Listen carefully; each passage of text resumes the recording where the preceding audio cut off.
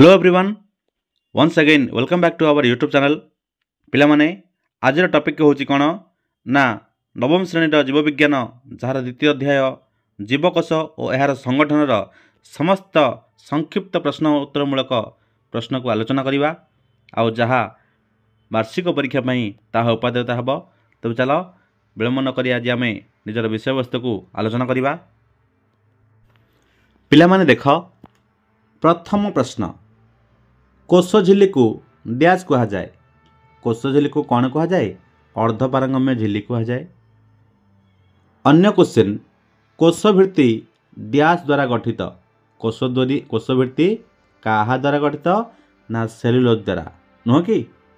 तापर कोशर शक्ति मुद्राटी को डैश कहा जाए। कौन कहा जाए? ATP adenosine triphosphate. ठीक अच्छे। तबे ऑप्शन नंबर घ राइबोसोम द्वारा डैश संश्लेषित होता है। राइबोसोम द्वारा किए संश्लेषित होता है ना प्रोटीन बा पुष्टिसार होची राइट आंसर। सेपरी व नंबर प्राकनिष्ठीय कोशर डीएनए टी डैश अटे बा डैश अटे बा कौन करिवो ये हम कौन प्राकनिष्ठीयर डीएनए टी सुसंगठित नुहे। क्लियर। तापरे च नंबर उद्भिद कोशरे डैश न थाए। तो उद्भिद कोशरे कौन न थाए ना सेंट्रोजोम नुह कि। बदले कौन थाए ना कोश पट्टिका थाए। हाथ रखिब सेंट्रोजोम डैश कोश न थाए। को कोश न थाए ना उद्भिद कोशरे सेंट्रोजोम न थाए। ये सेंट्रोजोम हो सेंट्रोजोम हम। ठीक अच्छे। सेंट्रोजोम डैश कोश न थाए कौन उद्भिद कोशरे। सेपरी आउ गोटे रख न्यूक्लियोसाइड सह कौन संयोजित हेले याकू न्यूक्लियोटाइड कहा जाए। एथिरे न्यूक्लियोसाइड सहित कौन मिसिले हम न्यूक्लियोटाइड ना फॉस्फेट मिसिले हो न्यूक्लियोटाइड। ठीक अच्छे। तापरे आमे अन्य प्रश्न गुड़ी को आलोचना करवा। तापरे एठे अन्य किछि क्वेश्चन गुड़ी को आलोचना करवा। देख जीवकोश वैज्ञानिक डैश आविष्कार करथिले। जीवकोश को क्यों वैज्ञानिक आविष्कार करथिले ना सठिक आंसर होची रॉबर्ट हुक। सठिक आंसर रॉबर्ट हुक। सेपरी वैज्ञानिक डैश न्यष्टि आविष्कार करथिले। क्यों वैज्ञानिक न्यष्टि आविष्कार करथिले ना रॉबर्ट ब्राउन हेबो राइट आंसर। बुझिला। तापरे ऑप्शन नंबर सी वैज्ञानिक डैश जे कि आदि जीवक आविष्कार करथिले। आदि जीवक किए आविष्कार करथिले ना पुरुकिंजी। पुरुकिंजी जे कि आदि जीवक आविष्कार करथिले। सेपरी वैज्ञानिक शिल्डन और स्वान 1839 मसीह डैश वर्णना करथिले। कौन वर्णना करथिले ना कोश सिद्धांत बा सेल थ्योरी वर्णना करथिले। तापरे ई नंबर जीवर मौलिक एकक डैश अटे। किए ना जीवकोश अटे। जीवर मौलिक एक होची जीवकोश बा सेल। बैक्टेरिया और डैश प्राकनिष्ठीय कोश अटंती। किए किए बैक्टेरिया सहित नीलहरित शैवाल बा ब्लू ग्रीन आलजी जे कि प्राकनिष्ठीय कोश अटंती। सेपरी कोशर तीन मुख्य अंश है कोश झिल्ली कोश जीवक और डैश। ये कौन आसब ना न्यष्टि आसब। कोश झिल्ली कोश जीवक आ न्यष्टि ही तो कोशर तीन मुख्य अंश नुह कि। तापरे कोश झिल्ली देई जल अणुर यातायात प्रक्रिया डैश पद्धति समाहित हुए। क्यों पद्धति समाहित हुए ना राइट आंसर होची पराचरण बा ऑस्मोसिस। बुझिपार। तापर देख आम परवर्ती क्वेश्चन को देखा। कोश जीवक अपेक्षाकृत स्वच्छ तरल बा डैश अटे। कौन हो पारे? अर्ध तरल हो पारे। कोश जीवक अपेक्षाकृत स्वच्छ तरल बा अर्ध तरल हो पारती। कोश अंगिका को देखिबाकू कोश अंगिका को देखिबाकू डैश यंत्र व्यवहार करा जाए। यार सठिक आंसर होची इलेक्ट्रॉन अणुवीक्षण बा इलेक्ट्रॉन माइक्रोस्कोप। ठीक अच्छे। तापरे परवर्ती क्वेश्चन को देख माइटोकॉन्ड्रिया अंतस्तर झिल्लीटी भितर पटक भांगी होई आंगुठी परी लंबी थाए एहाकू डैश कहती ना एहाकू कहती क्रिस्टा बा क्रिस्टाई। ठीक अच्छे माइटोकॉन्ड्रिया अंतस्तर झिल्लीटी भितर पटक भांगी होई आंगुठी परी लंबी थाए एहाकू कहती क्रिस्टा। तापरे परवर्ती क्वेश्चन माइटोकॉन्ड्रिया मध्यवर्ती स्थान को कौन कह जाए ना माइटोकॉन्ड्रिया मध्यवर्ती स्थान कह जाए आधार बा मैट्रिक्स बोली कह जाए नुह कि सेहीपरि उद्भिद कोशर थिबा गल्गी बॉडी को कौन कहती ना डिक्टियोजम कहती डिक्टियोजम बुझिला उद्भिद कोशरे गल्गी बॉडी को कौन कह जाए डिक्टियोजम। सेपरि उद्भिदर मूल और कांडरे डैश लवक थाए आर सठिक आंसर हम कौन वर्णहीन लवक। तो पिला माने ए क्वेश्चन रो आंसर को तुम्हें माने मन रखिबा उद्भिदर मूल और कांडरे कि लवक थाए वर्णहीन लवक बा कलरलेस प्लास्टिड थाए। सेहीपरि मनुष्य शरीर प्रत्येक जीवकोशरे केते जोड़ा क्रोमोजोम थाए केते जोड़ा था क्रोमोजोम ना 23 जोड़ा क्रोमोजोम थाए 23 जोड़ा माने केते हबो 46 टी ए 46 रु 44 टी होचती ऑटोजोम आउ दुईटी होचती सेक्स क्रोमोजोम बा लिंग गुणसूत्र बोली कह जाए। तापरे क्रोमोजोम रो अग्रभाग को डैश कह जाए क्रोमोजोम रो अग्रभाग को कौन कह जाए ना टेलोमियर बुझिला। पिला माने देखि पारछो एटा कोन ना एटा हो एटा कहूँ गोटे क्रोमोजोम ए जो क्रोमोजोम रो अग्रभाग जाक एगुड़ा कौन कह ना टेलोमियर बोली कह जिवो। सेहीपरि कोष विभाजन मेटाफेज अवस्था प्रत्येक क्रोमोजोम को लक्ष्य कले से दुईटी डैश थिबार जणा जाए कौन थिबा जणा जाए ना क्रोमाटिड थिबार जणा जाए। देखि पारछो पिले एठी एटा कोन एटा होची क्रोमोजोम ए क्रोमोजोम रे केतुरा क्रोमाटिड अछि देख एमितिया गोटे क्रोमाटिड अछि एमितिया गोटे क्रोमाटिड अछि एइटा को जते बेले एठी आनी के एमिति लगेबो ये क्रोमोजोम हबनी तो गोटिए क्रोमोजोम रे केते जोड़ा क्रोमाटिड थाए ना एक जोड़ा क्रोमाटिड थाए बुझिला। तापरे सुनिष्ठीय कोशरे क्रोमोजोम दुईटी एकक सूत्र मध्य डैश द्वारा संयोजित हो रही थाए सुनिष्ठीय कोशरे क्रोमोजोम दुईटी एकक सूत्र मध्य डैश द्वारा संयोजित रही थाए ना सठिक आंसर हम कौन सेंट्रोमियर सेंट्रोमियर द्वारा सी कौन हम बांधी हो रही पिला माने या ड्राइंग रे बुझी जाओ देखिपारुछ एही क्रोमोजोम को एही क्रोमोजोम रे जो मझे गोटे बांधी रहा बेले अच्छी कहवा कौन आम ना यहाँ कह सेंट्रोजोम ए सेंट्रोजोम जरिया दुईटी क्रोमाटिड परस्पर सह बांधी होइकी रही थाए ए अंशटा कह कौन सेंट्रोमियर है सेंट्रोमियर कह बुझिला। तापर देख क्रोमोजोम रो प्रत्येक एकक सूत्र साधारण भाव डीएनए अणु एवं डैश प्रोटीन द्वारा गठित क्रोमोजोम रो प्रत्येक एकक सूत्र बा क्रोमाटिड गुड़िक केउथरे गठित ना डीएनए एवं केउ प्रोटीन ना हिस्टोन प्रोटीन द्वारा गठित होता है बुझिला। तापरे डीएनए अणुगुड़िक पंच अंगारकीय शर्करा और जबक्षारीय क्षारक और डैश को नहीं गठित कौन कौन पंच अंगारकीय शर्करा जबक्षारजान क्षार आउ फॉस्फेट को नहीं गढ़ा जोड़ा कि आम कह कौन ना न्यूक्लियोटाइड डीएनए गुड़िक न्यूक्लियोटाइड को नहीं गढ़ा डीएनए फुल फॉर्म कौन डीऑक्सी राइबो न्यूक्लिक एसिड है तो न्यूक्लियोटाइड गुड़िक न्यूक्लिक एसिड श्रृंखल किए अच्छी न्यूक्लियोटाइड अच्छी से आम बुझीजा कि ये कौन हम फॉस्फेट हम पिला माने देख एठी किछि अन्य प्रकार प्रश्न दिया जाइछि ताकू मन रखिया चेष्टा कर। प्रथम शब्द द्वयर संपर्क को लक्ष्य करी द्वितीय जोड़ा शब्दर शून्य स्थान पूरण कर है। प्रथम देख कायिक कोश माने जे कि सोमाटिक सेल जहार गुणसूत्र संख्या केमी थाए ना 2n आकार थाए किंतु जनन कोश जो शुक्राणु और डिम्बाणु सेमानंकर कोश किपरि थाए ना n एकक भावे थाए n एकक नुह कि सेहीपरि आमे एठी देख आ गोटे फलर रंग वर्णलावक आलोक संश्लेषण कौन हम ना हरित लवक आसियो कौन आसब हरित लवक बुझिला।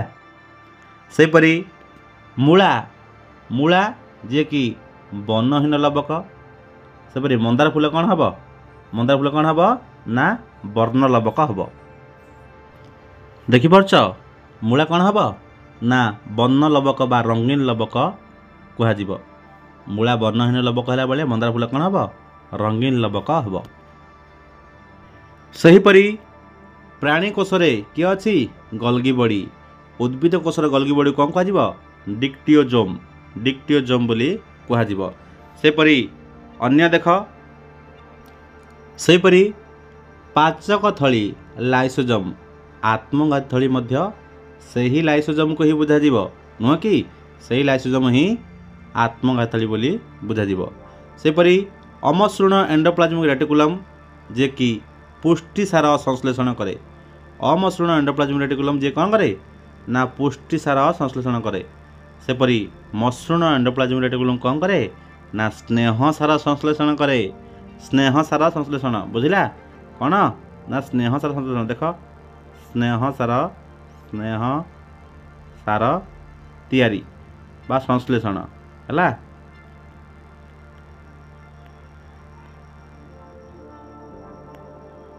क्लियर। तापरे सेहीपरि संकोच रसदानी जे कि जल नियंत्रण कला बेले खाद्य रसदानी कौन करियो ना खाद्य नियंत्रण करियो कौन करियो खाद्य नियंत्रण बुझिला खाद्य नियंत्रण ये करे। सेपरि राइबोजोम जे कि कोषजीवक भितर अच्छी राइबोजोम कोषजीव भितर गुणसूत्र गुड़े कौन हम ना गुणसूत्र गुड़े कौन हम ना न्यूक्लियोप्लाज्म बा न्यष्टि रस भितर अच्छी न्यष्टि रस कौन हम। तो पिला माने ये देखि दियो जी नंबरटा संकोच रसदानी जल नियंत्रण करे खाद्य रसदानी खाद्य नियंत्रण बा कौन खाद्य को हजम कराइबारे साहाय्य करे बा पाचन क्रिया साहाय्य करे। आउ राइबोजोमटा कोषजीवक थिला बेले गुणसूत्र न्यष्टि रस भितर न्यष्टि बर्तमान न्यष्टि आ कह कौन न्यष्टि भितर अच्छी बोली कही पार गुणसूत्र कौन अच्छी न्यष्टि भितर अच्छी देखिनियो नोट कर को ठीक अच्छे नोट कर दियो संकोच रसदानी जल नियंत्रण खाद्य रसदानी पाचन क्रिया राइबोजोम कोषजीवक आ गुणसूत्र न्यष्टि भितर। तापर देख कोषरु अंगारकाम्ल निर्गत होची केउ प्रक्रिया रे विस्फोरण प्रक्रिया रे कोष झिली देई जल अणुर गति कौन हम ना यार हम कौन परासरण प्रक्रिया कौन हम परासरण प्रक्रिया परासरण बुझिला। सेपरि कोष झिली लिपोप्रोटीन शुण कोष झिली लिपोप्रोटीन किंतु कोषवृत्ति कहीं द्वारा हम ना सेलुलोज द्वारा हम सेलुलोज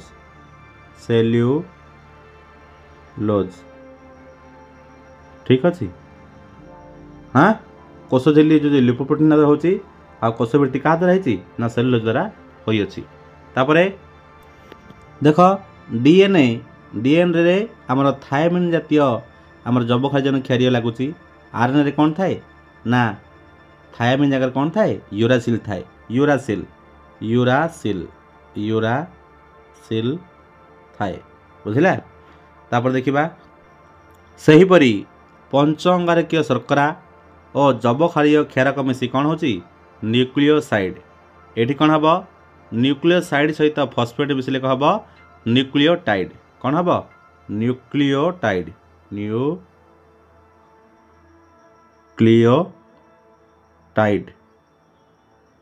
ठीक अच्छे न्यूक्लियोसाइड सहित फॉस्फेट मिसले कौन हम ना न्यूक्लियोटाइड हम बुझिपार। तापर प्राकनिष्ठीय कोषर वृत्ताकार डीएनए अणु थाए प्राकनिष्ठीय कोषर वृत्ताकार डीएनए अणु से सुनिष्ठीय कोषर कौन थाए ना सुसंगठित डीएनए अणु थाए बा आकु आमे क्रोमोजोम सहित न्यूक्लियोलस मध्य रहिथिबार देखिबा नुह कि क्रोमोजोम सहित न्यूक्लियोलस मिसिकी थाए न्यष्टि भितर हैला। देख पिले एठी क स्तंभ को ख स्तंभ देछि एमिति मध्य प्रश्न आसीपारे।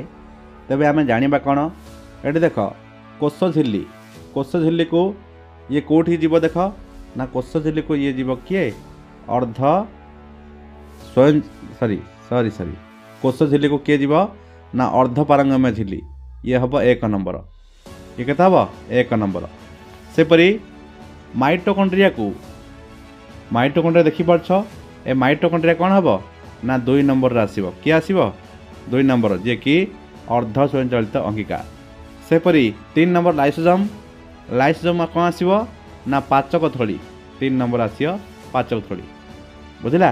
सेपरी क्रोमाटिड देखुछ ए क्रोमाटिड कोठी आसीबो ना क्रोमाटिड आसीबो क्रोमोजोम बुझिला। क्रोमाटिड होची क्रोमोजोम अंश।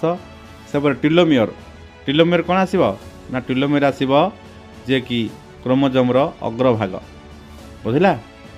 सेपरी सेंट्रोजोम आसीबो कोडर प्राणी कोश रे आसीबो सेंट्रोजोम आसीबो प्राणी कोश रे। सेपरी वर्णहीन लवक कोडे आसीबो ना सारू रे आसीबो किए हमर एई वर्णहीन लवक सारू रे कौन कलर नाही। सेपरी एक गुण क्रोमोजोम कोठी आसीबो ना एक गुण क्रोमोजोम कोड अछि ना अछि हमर जनन कोश बुझिला। तो पिला माने बुझी पारल कोश झिल्ली की किया आसिला ना अर्धपारंगम्य झिल्ली। माइटोकॉन्ड्रिया को कौन आसिला ना अर्ध स्वयंचालित अंगिका। लाइसोजोम आसिला पाचक थली। क्रोमाटिड आसिला कौन ना क्रोमाटिड आसिला क्रोमोजोम अंश। टेलोमियर किए ना क्रोमोजोम अग्रभाग। सेंट्रोजोम कौन ना ये प्राणी कोश अच्छी जी कोश विभाजन साहाय्य करे। वर्णहीन लवक जी कि सारू। एक गुण क्रोमोजोम जी कि कौन अच्छी ना कौट अच्छी ना अच्छी आमर सबुठारु एई जनन कोश रे अच्छी एक गुण क्रोमोजोम। तापर देख कोश झिल्ली को कौन कह देख यहाँ कहला कौन ना अर्धपारंगम्य झिल्ली कह जाए। कोशवृत्ति क्या द्वारा गठित ना सेलुलोज द्वारा गठित। कोशर शक्ति मुद्राटी को कौन कहती ना एटीपी कह जाए नुह कि कोशर शक्ति मुद्राटी को कौन कह जाए ना एटीपी कह जाए। सेपरी राइबोसोम द्वारा कौन संश्लेषित होता है ना राइबोसोम द्वारा संश्लेषित होता है कौन ना पुष्टिसार। ठीक अच्छे। प्राकनिष्ठीय कोशर डीएनए टी किपरि ना गोलाकार बा सुसंगठित नुहे मध्य कहला सुसंगठित नुहे। केउ वैज्ञानिक आदिजीवक आविष्कार करथिले ना सठिक आंसर हम कौन आदिजीवक करथिले पुरकिंजी बुझिपारल पुरकिंजी। सेपरी वैज्ञानिक शिल्डन और स्वान 1839 मसीह कौन वर्णना करथिले ना कोश सिद्धांत वा सेल थ्योरी बुझिला। जीवर मौलिक कौन ना ये हूँ जीवकोश। सेपरी कोश विभाजन क्षम बोली केउ वैज्ञानिक कहते ना भिर्चो कहते है। केउ जीवर समस्त जीवन प्रक्रिया गोटे जीवकोश रे संगठित होता है। यार सठिक आंसर हम कौन एमीबा। यार सठिक आंसर हम कौन एमीबा। सेहीपरि काहार कोश प्राकनिष्ठीय कोश एटी सठिक आंसर कौन हम ना नीलहरित शैवाल हम सठिक आंसर। सेपरि माइटोकॉन्ड्रिया आकार केउ फल परी माइटोकॉन्ड्रिया आकार हम काकुड़ी परी। तापरे कोश विभाजन केउ अवस्था क्रोमोजोम क्रोमाटिड अवस्था थाए। यार सठिक आंसर कौन हम ना सठिक आंसर हूँ मेटाफेज बुझिला। मेटाफेज अवस्था क्रोमाटिड देखा जाए। क्रोमोजोम क्या द्वारा गठित ना क्रोमोजोम क्या द्वारा ना पुष्टिसार और डीएनए अणु द्वारा गठित हिस्टोन प्रोटीन आ डीएनए। केउटी एककोशी जीव नुहे एगुड़िक मध्य केउटा जीव नुहे ना आमर सठिक आंसर किए हम ना एककोशी अच्छी छतु। ए छतु गुड़िक एककोशी जीव नुहंती। सेहीपरि केउ जीवर कोश सुनिष्ठीय एथिरे अच्छी केउ जीवर कोश सुनिष्ठीय अटे ना आमे कौन एने जा कौन सुनिष्ठीय नुहे ना केउ जीवर कोश सुनिष्ठीय अटे ना एठी आसीबो एमीबा बा आदि प्राणी मध्य केते अछती जे कि सुनिष्ठीय अटंती है। एमीबा आदि प्राणी दीड जहाँ हम ठीक हम। सेपरी पुरकिंजी जे कि आदिजीवक आविष्कार करथिले रॉबर्ट बर्न कौन हम ना न्यष्टि हम। सेपरी उद्भिद कोश आयत घनाकार प्राणी कोश कौन हम ना प्राणी कोश हम गोलाकार बुझिला। सेपरी फलर रंग बर्ण लवक जो होता है। आलोक शोषण क्या द्वारा होता है ना हरित लवक जो होता है। सेपरी मूला वर्णहीन लवक, मंदार फूल किरण ना बन रंगीन लवक नुह कि। सेपरी जीवाणु प्राकनिष्ठीय कोष नीलहरित शैवाल कौन हम ए नीलहरित शैवाल कौन हम ये प्राकनिष्ठीय कोष ही हम है ये प्राकनिष्ठीय कोष ही हम। सेपर देख पिले मूला जे कि बंधन लवक, आंब पत्र कौन हम ना आंब पत्र हम कौन ये हरित लवक हो पार नुह कि। उद्भिद कोष केउंटिपाई असत्य, उद्भिद कोष केउंटिपाई असत्य ना देख ए लवक देखा जाए, रसदानी गुड़िक स्थायी, कोषवृत्तीय कोष झिल्ली थाए, सेंट्रोजोम गुड़िक गोलाकार रूप थाए। उद्भिद कोष सेंट्रोजोम न थाए। एटा भूलटा अच्छी एटा हम राइट आंसर असत्य अटे है। कोषर केउं अंगिकाटी निजर डीएनए राइबोजोम और एंजाइम साहाय्य पुष्टिसार तैयारी करि पारे। आर सठिक आंसर क्या हम ना राइबोजोम हम बुझला, राइबोजोम ही हम बुझला। तापर कोषवृत्ति तैयारी करवा और विभिन्न प्रकार एंजाइम क्षरण करवा जीवकोषर थिबा केउं अंगिका जो संभव होची। आर सठिक आंसर कौन हम ना सठिक आंसर हम पिला माने टिके सुनि नियो। कोषर केउं अंगिकाटी निजर डीएनए राइबोजोम एवं एंजाइम साहाय्य पुष्टिसार तैयारी कर पारे। शुण पिले राइबोजोम खाली पुष्टिसार तैयार कर पारिबो किंतु तार डीएनए नहीं नुह कि हाँ एंजाइम मध्य नहीं। तेणु आर सठिक आंसर क्या हम हरित लवक हम राइट आंसर बुझला। हरित लवक राइट आंसर ये हम रंग आंसर। ये पुष्टिसार तैयार कर पारे किंतु सब जाना डीएनए नहीं कि एंजाइम नहीं बुझला। तापर देखा कोषवृत्ति तैयारी करवा और विभिन्न प्रकार एंजाइम क्षरण करवा जीवकोषर थिबा केउं कार्य संभव होची। यार सठिक आंसर कौन हम ना डिक्टियोजोम, डिक्टियोजोम हम बा गल्गी बढ़ी हबार राइट आंसर बुझला।